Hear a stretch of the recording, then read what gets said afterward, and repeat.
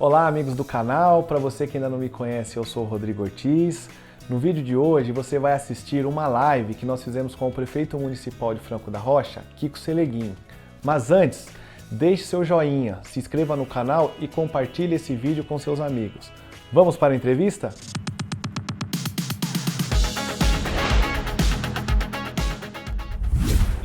Agradecer aí a galera que está participando dessa live, dizer que é sempre um prazer poder estar com os amigos aqui falando um pouco da nossa cidade. Bom, o primeiro desafio foi reorganizar o nosso sistema de atendimento em saúde pública e ampliar e direcionar os nossos esforços, recursos profissionais para poder atender possíveis pessoas naquela época, em março, quando a gente começou a fazer isso, atingidas pelo Covid, né?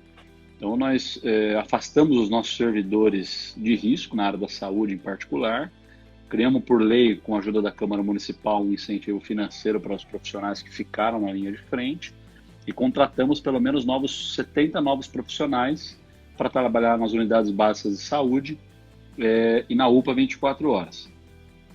Das unidades de saúde, nós ampliamos o atendimento em todas elas, algumas para 19 horas, outras para 22, porque a partir das unidades básicas de saúde que a gente faz todo o acolhimento e o rastreamento das pessoas contaminadas pela Covid, né? Depois a gente partiu para o passo da implantação do hospital de campanha, que é uma estrutura que funciona como um anexo da nossa UPA 24 horas, exatamente por conta de que você consegue aumentar a capacidade de atendimento, lá são 40 leitos de baixa e média complexidade, e a nossa ideia é de segregar, ou seja, separar o atendimento das pessoas contaminadas por Covid dos demais, porque quando a gente junta isso tudo num ponto de atendimento só, o hospital, o pronto-socorro, a unidade passa a ser um ponto de contaminação. Então a gente segregou e todo atendimento à Covid é feito no hospital de campanha. Para além disso, nós conseguimos uma grande parceria aqui entre os prefeitos da região, governo do estado e governo federal, ampliação de leitos de UTI na nossa região via uma parceria com um hospital particular, que é o Previna. Certo. Então, foram 28 novos leitos de UTI. Então, a porta de entrada se dá pelas unidades básicas de saúde ou mesmo pelo hospital de campanha. A partir daí, a gente acolhe, testa quem tem algum sintoma gripal. São mais de 2.300 pessoas que nos procuraram do final de março para cá com sintoma gripal, que a gente encaminha para os serviços hospitalares de alta e média complexidade. Hoje, infelizmente, a situação na região é uma situação muito difícil no ponto de vista da lotação desses espaços de saúde. Todos os leitos ofertados para a Covid, são 3 hospitais ao todo. O Albano, que está em 100% da sua capacidade, lá são 6 leitos destinados ao Covid, são 10 leitos destinados ao Covid, e o La Casa, em Francisco Morato, que tem 15 leitos destinados ao Covid, tem 80% da capacidade na hora de hoje. E o Previna, que é o hospital privado, com 28 leitos, tem 100% da capacidade. Ou seja, a gente atende os 5 municípios aqui, Franco Morato, Caeiras e Mariporé. Para além disso, Rodrigo, a gente tem investido muito em comunicação.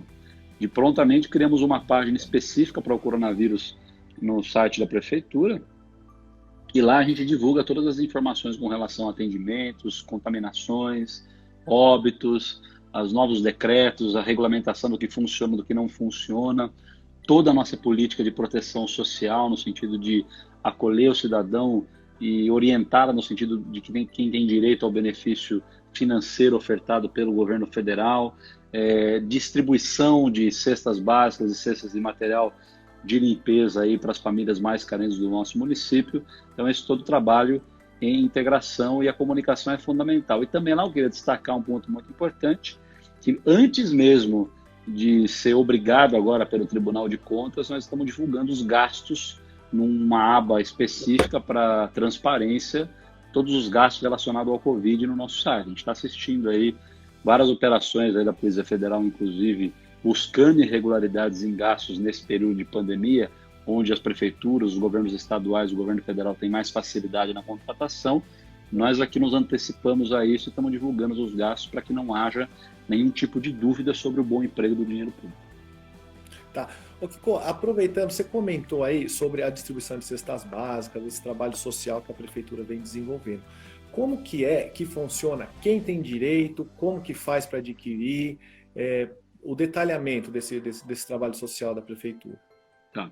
Primeiro que assim, Rodrigo, já é de informação de todo mundo que é impossível a Prefeitura de Franco da Rocha, com os recursos que ela detém, distribuir e garantir alimentação para toda a população. Portanto, a gente faz um corte social e nem é todo mundo que precisa, vamos combinar. Então, a gente parte para os cadastros já existentes, porque a gente Certo. supõe, obviamente, né, que quem já está cadastrado em algum programa social é uma família em condição de vulnerabilidade social, perfeito? Certo. O fato é que a pandemia, e em particular a quarentena, transforma muitas famílias que tinham seu ganha-pão garantido em famílias vulneráveis à medida em que você não permite mais a atividade comercial. Então tem um desafio grande porque vão surgindo dia a dia mais e mais pessoas que não necessitavam de nenhuma ajuda de benefício social que passam a necessitar neste momento. Então, o que nós fizemos? Nós fizemos uma ampla distribuição de cestas aos alunos matriculados na rede municipal que estão em estágio de vulnerabilidade, que é mais ou menos um terço dos alunos da nossa rede, mais as famílias cadastradas em programas sociais como Bolsa Família, que além de receber benefícios do governo do estado, do governo federal, passaram a receber da prefeitura, e nós montamos um centro de acolhimento para receber doações dos cidadãos franco-rochenses engajados que puderam fazer as suas doações a partir deste centro, e a partir de lá a gente faz distribuição desse material recebido pela população e comprado pela prefeitura às famílias que não fazem parte de nenhum cadastro. E a porta de entrada dessas famílias passam a ser um 0800 que nós criamos e divulgamos nas nossas redes. Esse 0800, quem atende o telefone é um assistente social ou estagiário da área, mas todo esse atendimento e a escolha de quem recebe passa por um crivo técnico, até para a gente tirar a política do processo de decisão de quem recebe essa cesta. Para você ter uma ideia, Rodrigo, esse nosso aparato já conseguiu atingir pelo menos um terço das famílias da cidade que, por alguma porta de entrada, recebeu algum benefício social. É óbvio que sempre fica alguém de lado que não recebeu, que teve a vida dificultada, mas os canais da prefeitura estão sempre abertos para que a gente possa acolher as famílias da melhor maneira possível. Legal. Ô, Kiko, e quando começou aí? O primeiro caso, que nem no Brasil, foi aí dia 25, 26 de fevereiro aí, aproximadamente, que tivemos o primeiro caso. Quando os casos começou a vir aqui para Franco da Rocha, que começou a fase de estruturação, contratação e contratações, reforçar o sistema de saúde municipal, a parte de custo, como que foi?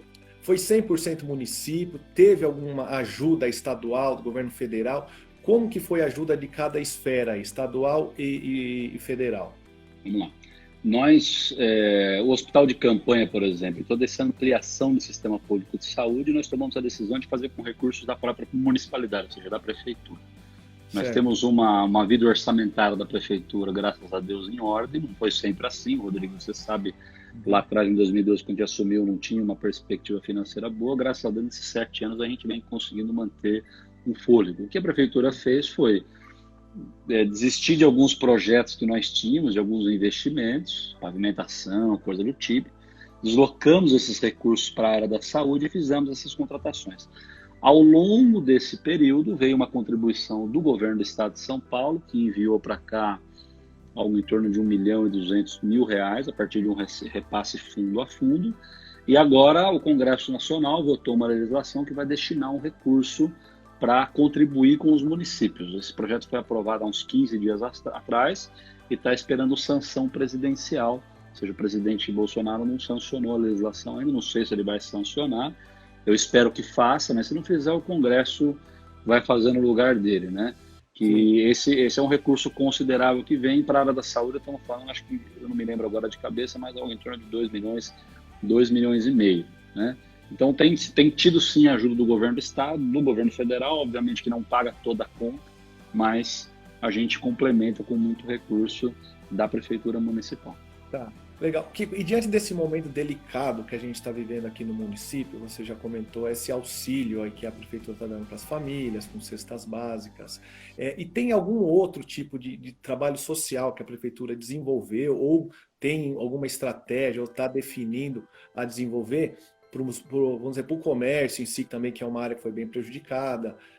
Tem alguma coisa nesse sentido? Bom, para o comércio, Rodrigo, o que nós fizemos foi diferir pagamento de tributo, né? É bom, às vezes muita gente fala, por que o prefeito vai cobrar imposto? A legislação não me deixa, ela não me deixa não cobrar o tributo. A prefeitura é Sim, obrigada a cobrar o tributo, tem um órgão de fiscalização que é o Tribunal de Contas, e o prefeito que não fizer isso depois tem as contas rejeitadas e é processado por improbidade administrativa. Então, o que nós fizemos foi diferir, ou seja, adiar. Porque na nossa lógica, a quarentena ela tem data e tem um prazo para acabar. Ou seja, quando retoma a atividade comercial, o comerciante se restabelece, tem condição de honrar com seus compromissos. Então, de antemão, antes mesmo do governo federal e do governo do estado, nós diferimos os pagamentos dos tributos lá de março agora para junho e certamente agora nós vamos ter que, mais uma vez, passar uma legislação na Câmara Municipal para diferir um pouco mais se essa quarentena demorar. Hoje, inclusive, nós protocolamos um projeto de lei na Câmara Municipal, criando um programa municipal de auxílio ao pequeno e microempreendedor que ficou nesse período prejudicado. Qual que é a dificuldade? A prefeitura, diferente do governo federal, não tem banca, né? O governo federal, a gente fala, poxa, mas de onde está vindo todo esse dinheiro que o Congresso está aprovando, bilhões para cá, bilhões para lá? A lógica do orçamento público, Rodrigo, funciona assim. No Pacto Federativo, estados e municípios não têm condição de produzir dívida.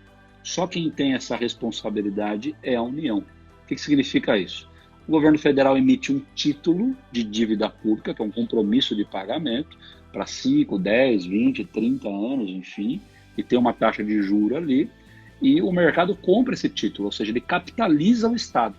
É esse dinheiro novo que está entrando na economia que é possível ser pago o benefício de R$ 600 para as famílias que estão precisando ou financiar outros tantos programas. Então, o governo federal tem essa capacidade de criar dinheiro novo. Ele tem, por exemplo, a gente sempre discute, tem um fundo soberano em dólar, que é um colchão de segurança econômica que foi engordado principalmente nos anos do governo Lula e Dilma, que o governo usa para controlar o fluxo cambial no país, ou seja, quando você tem uma evasão muito grande de dólar da nossa economia, o governo pega esse fundo e começa a vender dólar na bolsa, porque você aumenta a oferta por dólar, você diminui o preço. Mas alguns economistas defendem, inclusive, que o governo deve sacar parte desse dinheiro em dólar, que é algo em torno de 200 bilhões de dólares, e colocar esse dinheiro na economia em formato de investimento. Então, parte de economistas acham que esse dinheiro tem que ficar lá, outra parte defende que ele tem que ser transformado em investimento. Então, o que nós estamos produzindo aqui é um programa municipal. Eu preciso de uma lei, obviamente, então depois dessa legislação nós vamos procurar um parceiro no sistema bancário que nos permita dizer o seguinte, oferecer um empréstimo para o nosso pequeno comerciante. De que maneira? Baseado muito no nosso exemplo, a Prefeitura de Niterói, lá no estado do Rio de Janeiro. O que eles fazem lá?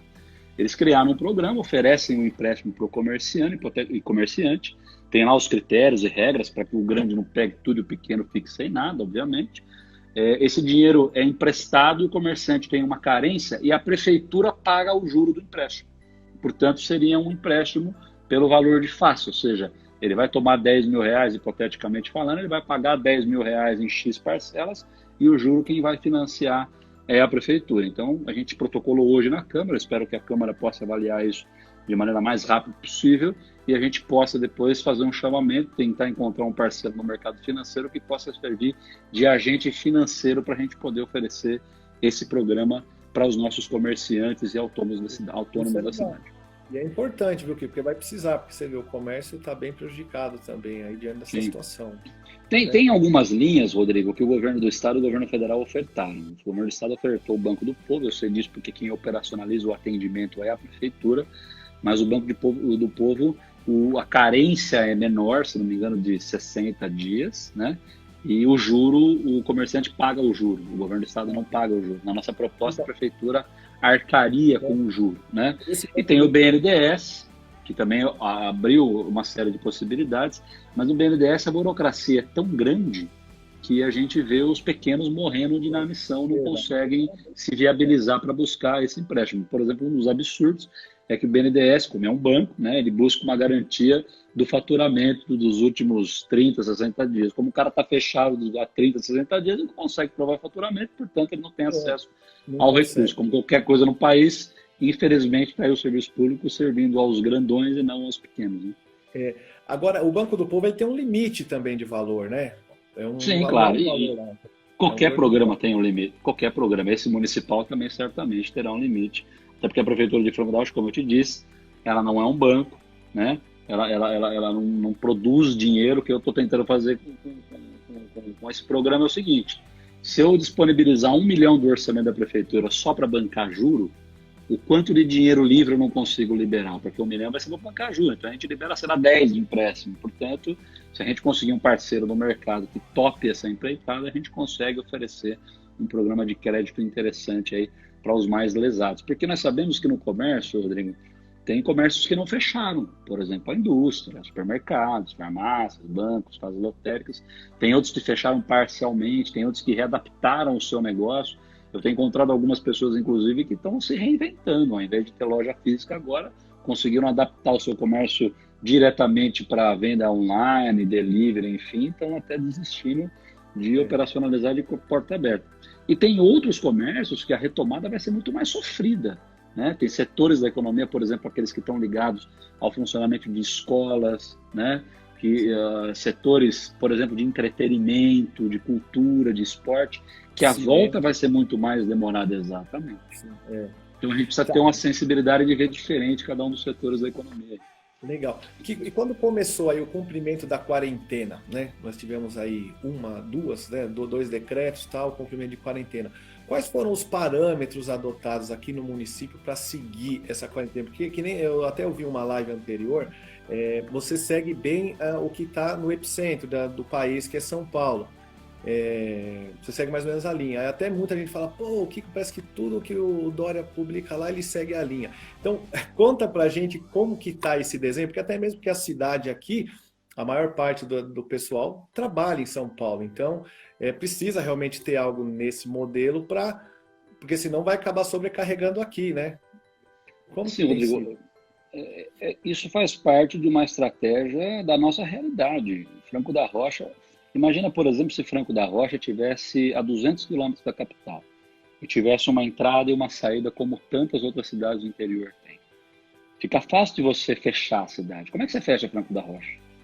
Você tem pelo menos 7 ou 8 divisas, das quais são conurbadas completamente. Não tem como você controlar. E mais então, o trem, né? Perfeitamente, exatamente. Eu ia chegar lá, ou seja, você tem um torpedo de contaminação diário que é o trem. Não tem sentido, são 25 mil pessoas que vão todo dia para São Paulo e voltam. Você não tem controle. Chegando em São Paulo, elas pegam um sistema de metrô e ônibus, elas vão para os 5 cantos da cidade de São Paulo. Então, toda a nossa estratégia tem acompanhado a capital por uma questão prática. Você imagina, por exemplo, o governador já anunciou a abertura gradual da atividade comercial no estado de São Paulo. E ele colocou a capital como uma zona laranja, que vai permitir algumas atividades. Por exemplo, shoppings, escritórios, concessionários, eu não me lembro agora de cabeça, mas ainda assim não permitiu restaurante, lanchonete, coisa do tipo. Então você imagina a capital aberta, só que a gente ele manteve restrito.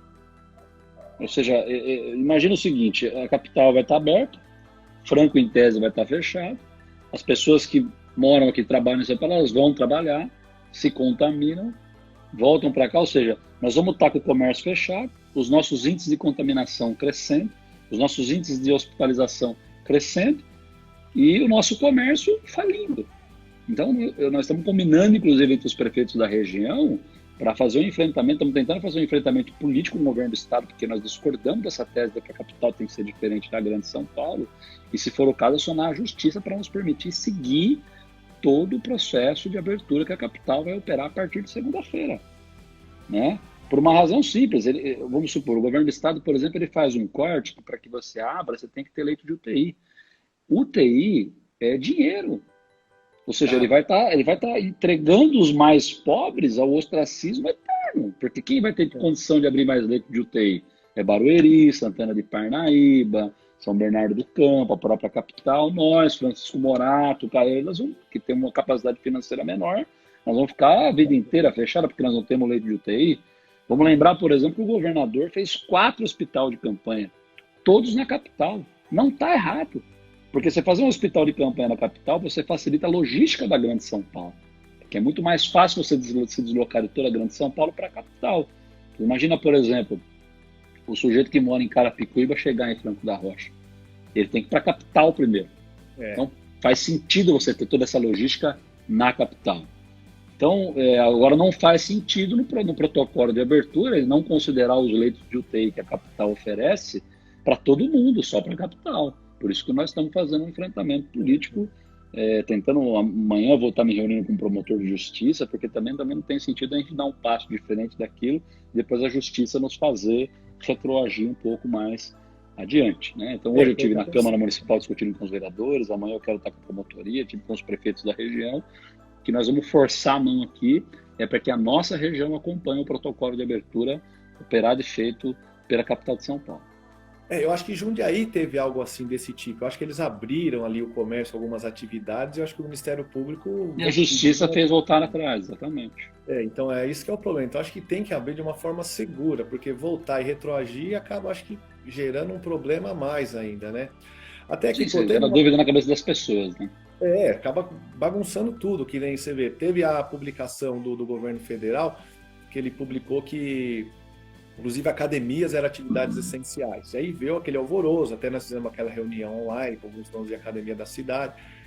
E você vê, aí o governo estadual já publicou que academias, pelo que eu vi, ele vai pegar a 4ª faixa, então vai ficar lá por último ainda as academias. Então, esse tipo de, vamos dizer, desalinhamento entre o governo federal e estadual acaba gerando uma confusão na cabeça das pessoas, você não acha?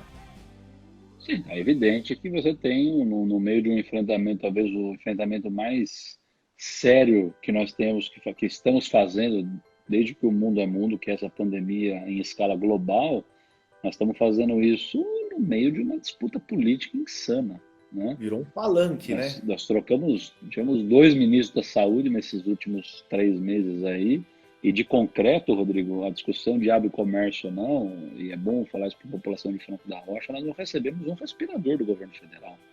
Nós não recebemos um telefonema do governo federal oferecendo nada, ou perguntando alguma coisa, nada do tipo.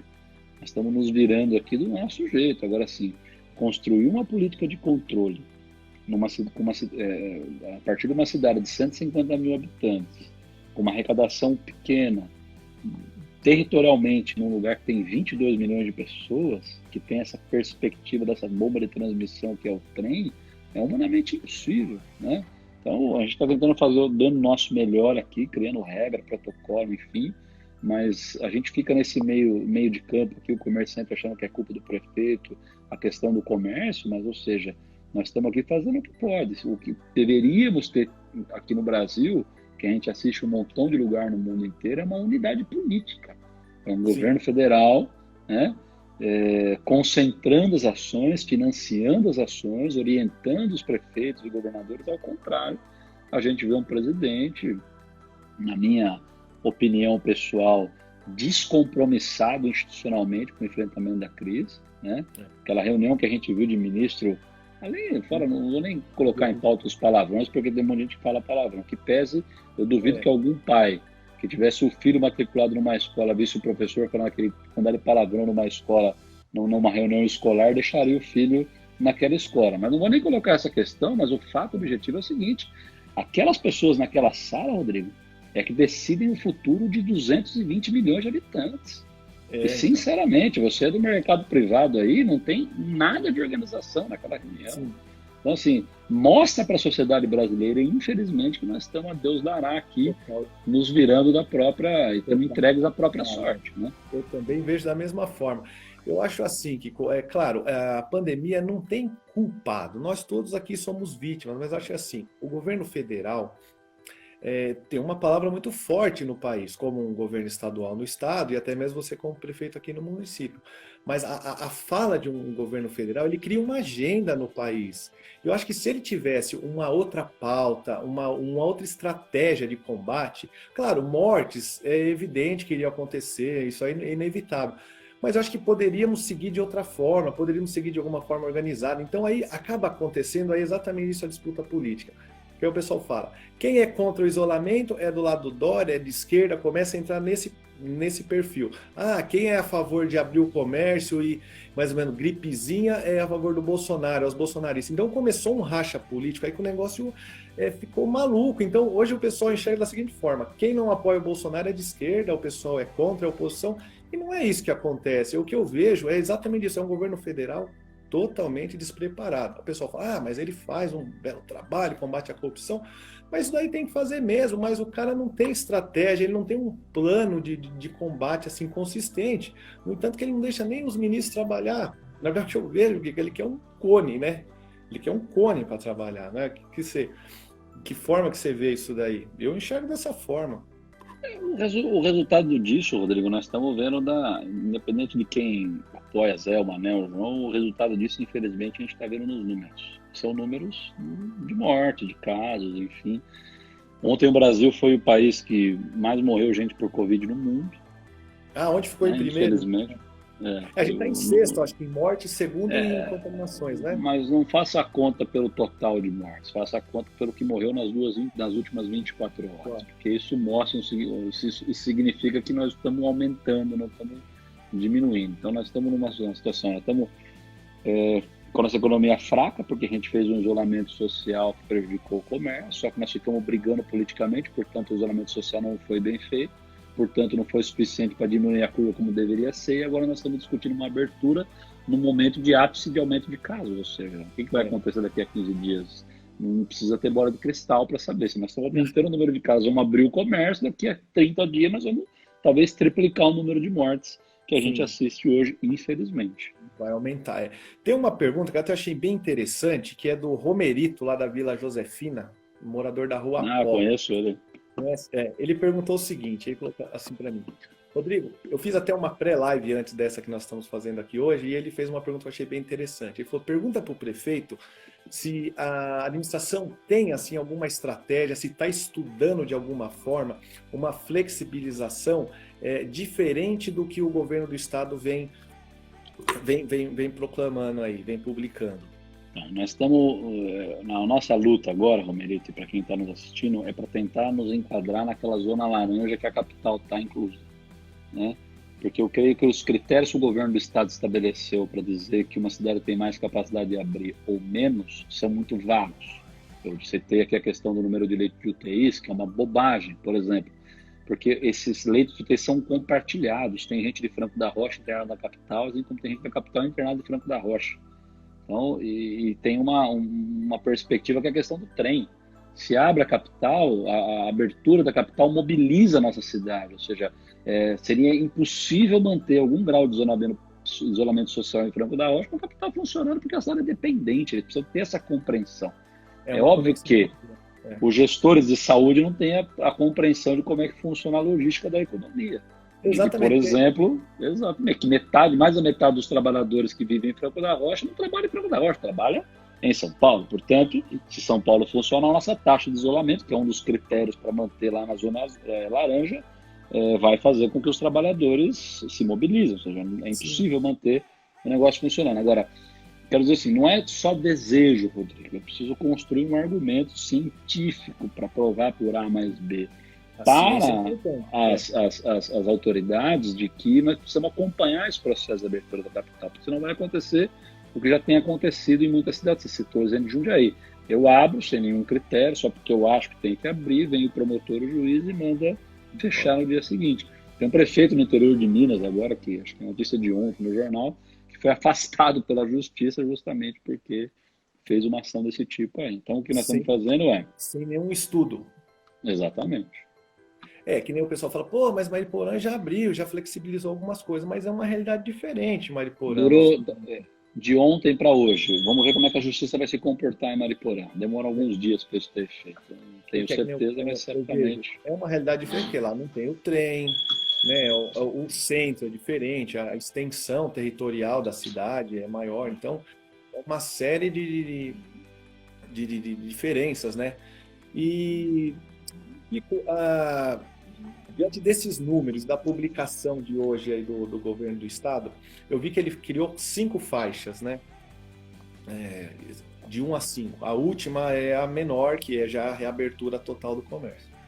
E um dos critérios ele fala para a classificação é o quê? É a estrutura da saúde municipal e a elevação da contaminação, né, da doença, da pandemia no município. Esses são assim, os 2 fatores de classificações. Então, diante desse modelo que ele publicou hoje, nós estamos em qual faixa aí? Na faixa vermelha, que não pode nada. Faixa vermelha que ainda é etapa 1, tudo fechado. Etapa então, 1, tudo fechando. Então, é isso que eu estou dizendo para vocês. Se depender do critério efetuado pelo governo do estado, tudo vai continuar como está aqui na nossa região. Não só na nossa região, em todas as 38 cidades da Grande São Paulo. Todas elas. Então, né? esse que é... Então, o que nós estamos nos organizando para fazer um enfrentamento, para politicamente fazer uma pressão ao governo, para mudar essa classificação, para pelo menos nos permitir, nos enquadrarmos na classificação da capital, que é a faixa laranja, que já permite a abertura. É a segunda. A segunda faixa. É a segunda. Não tem aqui na minha mão, desculpa, eu não estava bem preparado para fazer uma atividade física da atividade aqui. Eu entendi até, inclusive, as faixas aqui fala em escritório, fala em empresa de carro, concessionária, fala em shopping, atividades e atividades imobiliárias. Comércio de rua e shopping center, E aí ele dá com 20% da capacidade. Aí, o que vai acontecer? A capital deve agora decretar o que do comércio de rua vai funcionar. Por exemplo, temos exemplos, no Maranhão, o governador lá fez uma abertura depois de um lockdown, que foi muito mais intenso do que foi feito aqui em São Paulo, de abrir comércio familiar, lojas pequenas, por exemplo. Na cabeça dele, no entendimento, é o seguinte: não dá para abrir tudo de uma vez, então vamos abrir aqui para as pequenas, os maiores vão ficar fechados. Agora, não ficou claro, por exemplo, o seguinte: os serviços do governo do estado, por exemplo, o Detran, vai abrir? E não está claro ainda. Porque, por exemplo, o serviço de venda de automóvel está intimamente ligado ao Detran. Se o Detran não estiver funcionando, você não consegue vender um carro. Não consegue, Percebe? Então não está muito claro ainda. Eu acho que nos próximos dias vai ficar um pouco mais claro isso tudo. Então, hoje eu até acompanhei a coletiva do Dória e depois eu recebi aqui o plano dele da reabertura e da flexibilização, mas está meio confuso isso aqui ainda, não está nada muito claro, né? E que nem você acabou de mencionar, é verdade, acaba prejudicando a cidade. Se a gente ficar à mercê do plano dele, nós vamos ficar até quando fechado? Vou dar um exemplo para você, Rodrigo. Escritórios. Escritórios aqui em Franco da Rocha nunca teve proibido. Você trabalha com uma seguradora, ninguém fala na tua porta, você não pode funcionar. Qual que é a lógica? Quando você fala em São Paulo, lá você tem escritório de advocacia que trabalham 100 pessoas. Tem escritório de contabilidade que trabalham 200 pessoas. Aqui não é o caso. Né? Exatamente. Os escritórios de grandes organizações que ocupam andares inteiros. Né?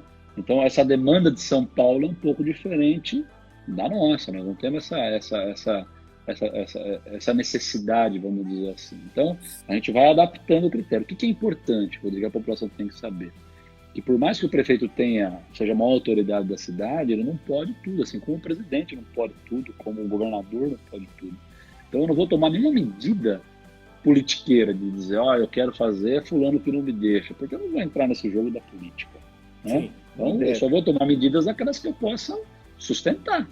Então eu vou decretar a abertura ou funcionamento de uma atividade comercial que pare em pé na justiça, porque senão a gente vai ficar brincando com as pessoas.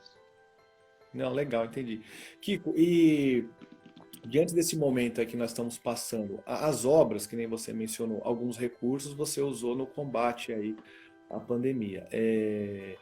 Conseguirá ainda preencher assim os prazos dessas obras? Como que vai ser aí? Como que estava a parte de infraestrutura no município, construções?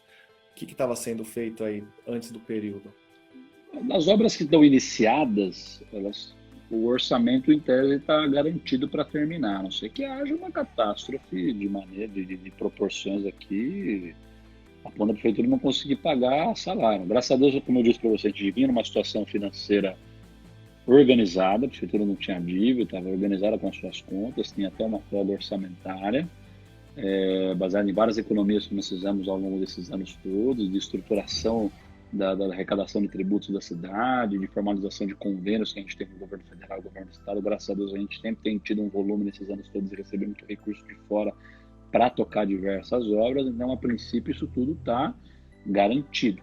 O que nós diminuímos no planejamento são investimentos novos. A gente tinha planos de pavimentação de ruas, de recapeamento, de obras de drenagem, que a gente teve que abortar para deslocar parte desses recursos para a área da saúde. Agora, tem uma coisa, certamente muita gente vai estar em dúvida e vai me perguntar, já tem perguntado, mas o governo federal vai mandar uma ajuda aí, vai mandar essa ajuda, só que essa ajuda está baseada na seguinte, que eles estão considerando já que nós vamos ter uma queda de arrecadação grande em tributos que estão relacionados à atividade econômica. Aliás, todos estão, mas tem dois em particular, que é o ICMS e o ISS.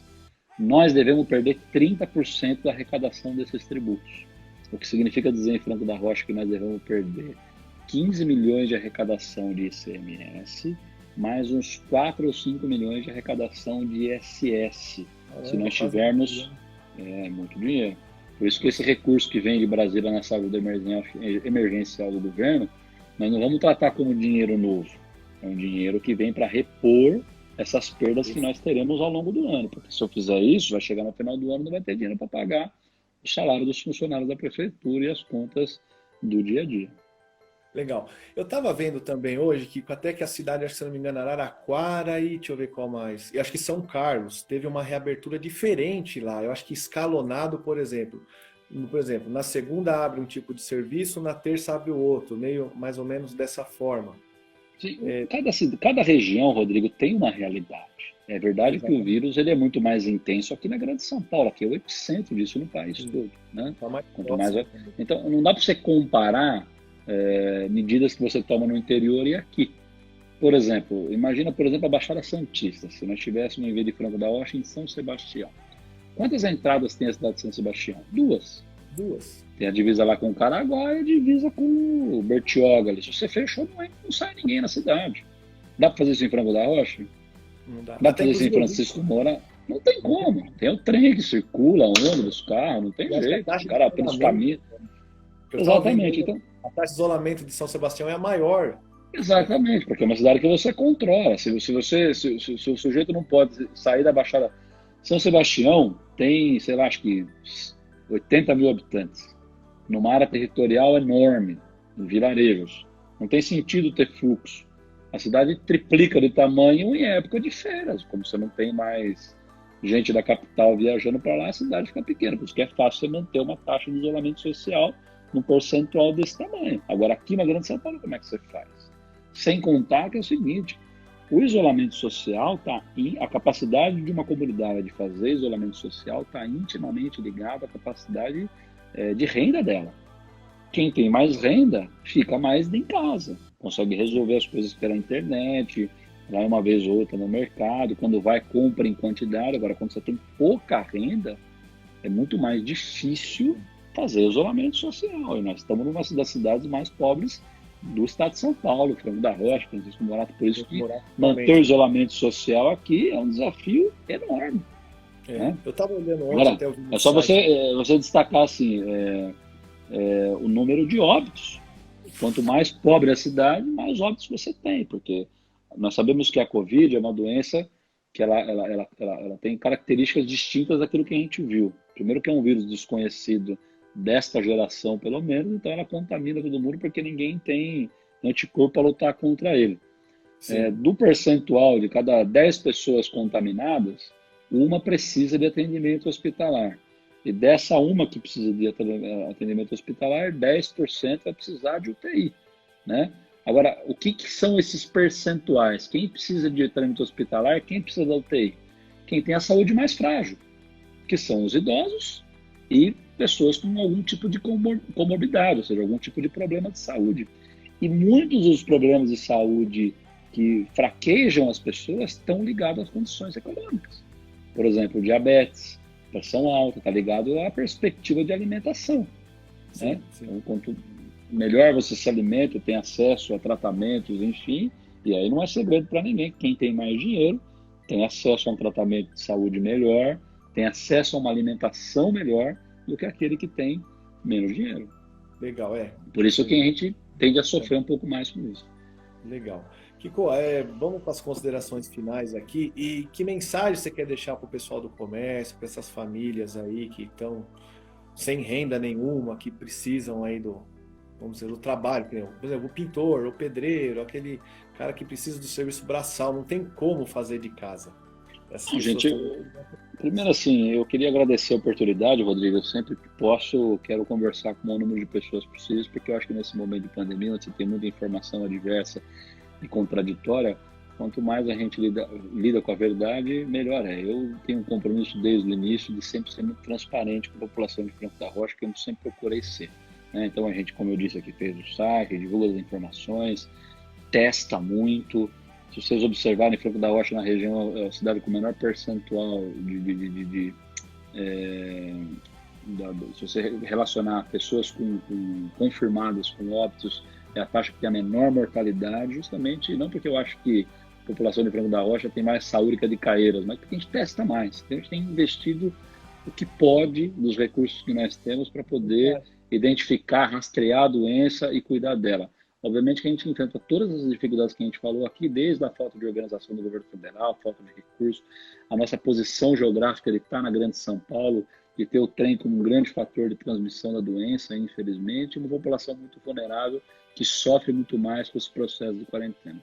E o que a gente está fazendo é tentar ampliar os serviços públicos de saúde para tentar reabrir a nossa atividade comercial com mais segurança o mais rápido possível. A gente tem acompanhado a política do governador e do prefeito da capital justamente porque seria insano da nossa parte fazer algo diferente estando inserido na Grande São Paulo. Agora, ele tomou uma atitude que nós particularmente discordamos, falo também aqui da insatisfação de todos os prefeitos da região, nós vamos lutar para pelo menos nos credenciar para ter um processo de reabertura com os mesmos critérios da cidade de São Paulo, da capital, para que a gente possa aos poucos voltar à vida normal e poder, com uma força de vontade que a população de Franco da Rocha tem, se adaptar a esse novo normal e poder cuidar das nossas famílias, em particular da saúde e também da questão de trabalho, emprego e renda aí.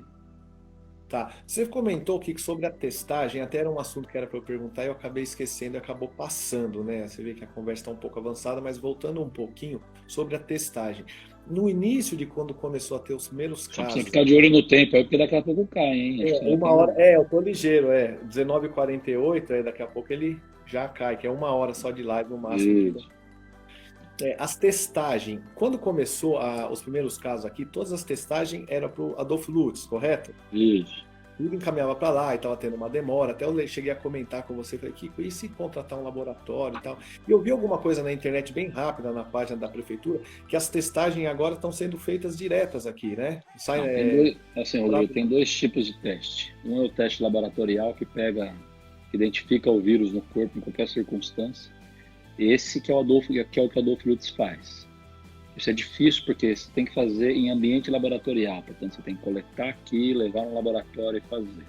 Nós começamos com um teste por dia, porque foi o que o laboratório ofertou, porque o laboratório também tinha dificuldade, porque esses insumos vêm da Alemanha e vêm da China, né? Depois ele aumentou a cota para 5, agora nós estamos conseguindo fazer 55 desses exames por dia, certo? Então, hoje eu digo para você que a gente consegue testar todos os sintomáticos. Todas as pessoas com algum tipo de síndrome gripal nos procuram, a gente consegue fazer o teste laboratorial. E tem outro teste que é o teste rápido, que é diferente. Ele busca no teu organismo o anticorpo. Só que para você criar um anticorpo do Covid, você precisa ter tido o contato com ele pelo menos por 14 ou 15 dias. Então ele tem um problema que ele dá um falso negativo muito grande, que é esses testes que vendem na farmácia. Então tem um risco muito grande do cidadão ir lá testar, eu estou livre. Mas ele pode testar e está livre, mas pegar na esquina o vírus, né? Então o que a gente tem tido como característica aqui é testar profissionais da área da saúde, que é fundamental, eles que se contaminam muito, e a gente precisa controlar a testagem desses profissionais para que eles possam se contaminar, se curar rapidamente para voltar à linha de frente do trabalho atendendo a população. Mas o que a gente faz, a gente não tem como testar toda a população. Todos esses testes laboratoriais são pagos com recursos da prefeitura e os testes rápidos, com exceção de 700 que a gente recebeu agora do governo federal, todos os outros também foram pagos com recursos da prefeitura. Então a gente tem um limitador da oferta disso no teste laboratorial e do recurso. Um teste desse não é barato, fica em torno de R$ 150 cada teste, né? Então a gente tem feito também o que pode. O que eu digo para vocês é o seguinte: Franco da Rocha hoje é a cidade que mais testa na região, testa inclusive acima da média nacional. Por isso que nós temos um maior número de casos detectados na região. Não significa porque a nossa política está pior ou melhor que os demais, mas simplesmente que a gente testa mais, né? Legal, Kiko. Então vamos já para as considerações aqui. A mensagem para o comércio aí, você já deixou? Dizer para o pessoal é isso: a gente está buscando a gente já fez o diferimento de tributos, nós estamos buscando uma legislação para oferecer algum tipo de empréstimo para os pequenos e médios. Depende, obviamente, da Câmara aprovar a legislação e depende também de uma instituição bancária se tornar parceiro da gente nessa empreitada. Estou dizendo que a gente não está medindo esforço para fazer, né? E vamos lutar, obviamente, para criar as condições para que tenha uma abertura segura, que garanta, em primeiro lugar, a saúde das pessoas, mas que possa também garantir aí o emprego, a renda e a funcionalidade de todos os comércios. Dizer que, às vezes, Rodrigo, tem um problema que a gente tem que destacar. Eu vejo muita gente defendendo a abertura do comércio, mas quando abrir a loja, ele fica em casa, quem vai trabalhar é o trabalhador, né? O sujeito tem lá uma franquia no shopping, e tal, obviamente que apertado nas contas, enfim, mas no dia a dia ele fica em casa, quem vai trabalhar lá é o atendente da loja, né? Sim. E é esse atendente que tem 20, 30 anos que se contamina e leva a doença para casa, onde tem lá um pai com diabetes, com pressão alta, um idoso. Então a gente tem que ter um pouco de responsabilidade nessa coisa toda. Essa questão, mas os empregos vão acabar, então tem o governo federal que está lá, tem a função, ele tem condição de imprimir dinheiro, buscar dinheiro, endividar o país no longo prazo para garantir o sustento da população no curto prazo, né? Vários países estão dando esse mesmo exemplo no mundo. O Brasil, apesar de ter uma população muito pobre, não é uma nação pobre, tem muita perspectiva de se endividar, e se o governo for ágil nisso, ele consegue garantir uma rápida recuperação econômica. Agora, precisa acertar na política, né? Precisa, em vez de ficar criando inimigo em qualquer lugar que vá, entrando em fuxico, em fofoca de rede social, precisa se concentrar na tarefa e governar o país e ter uma direção para que a gente possa sair o mais rápido possível dessa crise. O governo federal ele está esquecendo a parte de governar e está pensando em arrumar briga, criticar aqui. Infelizmente, né? E esquece o principal, que ainda no meio de uma pandemia dessa, o cara está preocupado com outras coisas. Então você vê que ele não...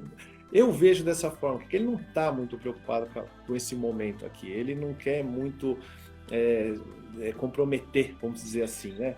Liberou esse auxílio para o pessoal aí, um valor que é um valor razoável, até mesmo para um país que não tem o caixa, né? A gente vai pagar essa conta lá na frente, mas não é algo assim que vem dele de agrado. Eu acho que por ele mesmo, acho que alguém que pressionou ele para liberar, ou talvez se ele não liberasse o Congresso liberaria, coisa do tipo. Que acho que o Congresso, ele... né? Eu quero lembrar você que a primeira proposta do governo era R$200, o Congresso é que chegou em 600. Então, o cara é bem complicado. Não, mas então legal que com esse aplicativo aqui encerre, né? Precisou para a gente estender, vai mais 1 hora aí. Aí a gente em breve marca outra live aí. E eu gostaria de agradecer aí a oportunidade de gravar com você pela segunda vez, né? Até de ser um assunto delicado, mas infelizmente a gente não tem como deixar de não falar. A matéria anterior que nós fizemos foi em novembro do ano passado, aniversário da cidade, evento, algo totalmente diferente, mas a gente não teria como passar em branco isso daí. Então, queria agradecer, Kiko, e pedir para você, em nome do comércio, aí, da população aqui da cidade, que pressione também. Aí eu sei que nem você já falou aqui na live, que não depende só de você, né? Por ser autoridade máxima no município, você não pode tudo, tem limitações. Mas pressione em nome do comércio aí, das famílias, porque, que nem no começo da pandemia, todo mundo falava, CPF é mais importante que CNPJ. Hoje, tudo é CPF. Né? Então, acabou isso daí, então a gente está mais ou menos que igual. Então, o vírus vai ter que circular e a gente vai ter que enfrentar, né? Não tem como segurar mais, né? Rodrigo, eu agradeço a oportunidade, agradecer aí todas as pessoas, parabenizar você, porque não é fácil, fez uma live aí, tá vendo, oscilou entre 50 e 60 pessoas aí, bastante expressivo aí a capacidade que você tem de mobilização. Eu não consegui, desculpa, ver os comentários, não sei se alguém comentou, perguntou, espero ter respondido aí, se não, se alguém tiver alguma dúvida, entra na minha página, mesmo pro Rodrigo aí, a gente está sempre à disposição para passar a informação. Na próxima sexta-feira, eu devo organizar uma live na minha página para poder anunciar aí como é que vai funcionar o comércio a partir de segunda-feira. Ok, pessoal? Obrigado aí. Até a próxima. Boa noite a todos. Obrigado, Kiko. Valeu. Boa noite a todos os seguidores. Obrigado aí. Gostaria de agradecer você que assistiu esse vídeo até o final. A sua audiência e participação é muito importante para nós. Acesse rodrigoortizoficial.com. Temos criado uma série de conteúdos bem legais. Eu sou o Rodrigo Ortiz e vamos juntos construindo o futuro. Um grande abraço e até o próximo vídeo.